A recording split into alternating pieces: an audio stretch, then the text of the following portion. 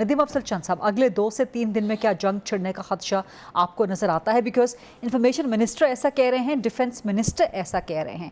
फिर बिलावल भुट्टो साबिक वज़ीर ख़ारजा रहे हैं। बिलावल भुट्टो ने यह भी कहा कि उनके ट्रंप से, पीपल्स पार्टी ने कहा कि भुट्टो ख़ानदान के ट्रंप से ज़ाती ताल्लुकात भी हैं, तो उनको कोई इस्तेमाल किया जा सकता है भारत को ज़रा अकल दिलाने के लिए? देखें जी, मेरे ख्याल में इस वक्त तो सच्ची बात है, एक टेंशन बॉर्डर्स के ऊपर जो इंडिया ने बनाई हुई है और उनके ऊपर जो दहशतगर्दी का एक उन्होंने अपने जो बेगुनाहों को कुर्बानी चढ़ा के वहाँ दहशतगर्दी का ड्रामा जो इंडिया ने रचाया है, मेरे ख्याल में उनको कुछ सबूत देने चाहिए थे। इंटरनेशनल फोरम्स बहुत सारे होते हैं मुल्कों के दरमियान, सार्क का फोरम है, OIC का फोरम है, यूनाइटेड नेशंस है, इदारे हैं।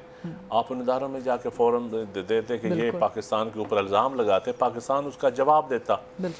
तो आप बजाय एक तरफ बलूचिस्तान में दहशतगर्दी बड़ी मुद्दत से आप उसका सपोर्ट कर रहे हैं, KPK में आप कर रहे हैं, TTP को आप कर रहे हैं, अफगानिस्तान के अंदर आप पाकिस्तान के ख़िलाफ़ एक जंग आपने बनाई हुई है।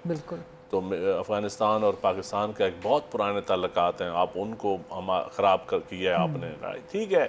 लेकिन मैं समझता हूँ कि अब 2025 है, अब जो नौजवान नस्ल है ना, ये जंग नहीं चाहती, ये आप इकानमी का मुकाबला चाहते हैं, एजुकेशन का मुकाबला चाहते हैं, हेल्थ सेक्टर का मुकाबला चाहते हैं। जो अब नौजवान नस्ल जंग, जो भी जंग में पहल करेगा, मैं समझता हूँ ना इंडियन अवाम ना पाकिस्तानी अवाम बिल्कुल उसको सपोर्ट नहीं करेंगे।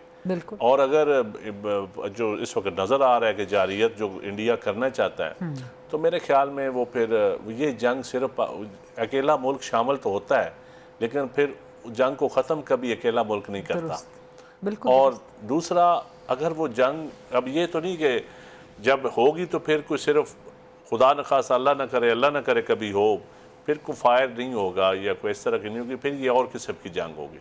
जब और किस्म की जंग होगी तो ये कोई बॉर्डर्स नहीं देखेगी, ये कोई मज़हब नहीं देखेगी, ये इंसान ने मरना है ना, इंसान पाकिस्तान का मरे या इंडिया का मरे, आप इस खित्ते को तबाह करना चाहते हैं। अगर इंडियन हुक्मरानों का, मैं समझता हूँ मोदी माइंडसेट जो है, अगर उनका ये हिंदू माइंडसेट है, अगर उनका ये माइंडसेट है कि वो इस खित्ते में तबाही करना चाहते हैं, तो फिर उनको कौन रोक सकता है तबाह करने पे?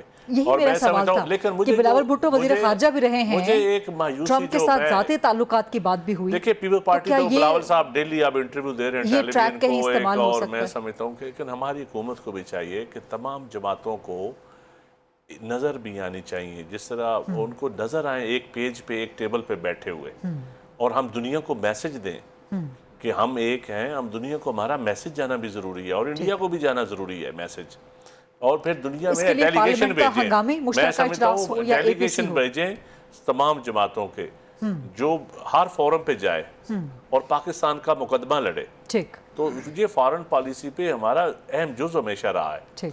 और इस वक्त मेरे ख्याल में प्रेस कॉन्फ्रेंस तो ठीक है, आप सबूत देते हैं, सारा कुछ करते हैं, लेकिन आप फ्रंट लाइन पे खेलें, क्यों डिफेंसिव हुए पड़े हैं? आपको लगता है कि इस वक्त भी हुकूमत का जो रवैया है डिफेंसिव है? नहीं, मुझे माजरत के साथ लगता है कि हमारा रवैया डिफेंसिव है। हमें देखिए, जब आप पॉलिटिकल पार्टीज को ऑन बोर्ड लेंगे, सारों को, सारी पॉलिटिकल पार्टीज को, पॉलिटिकल फोर्सेस को ऑन बोर्ड लेंगे, फिर आप उसके लिए क्या करें? वज़ीर-ए-आज़म खुद फोन करें, APC करवाएं, हमारे पार्लियामेंट का मुश्तरका इजलास भी बुलाएं, APC भी कराएं, फॉरेन डेलीगेट्स भी भेजें, तमाम पॉलिटिकल पार्टीज के, अपने फॉरेन ऑफिस के, अपने टेक्नोक्रेट्स के डेलीगेट्स हों, अपने दिफाई पॉइंट ऑफ व्यू से हमारे डेलीगेट्स हों, वो पूरी कौम दुनिया को एंगेज करें।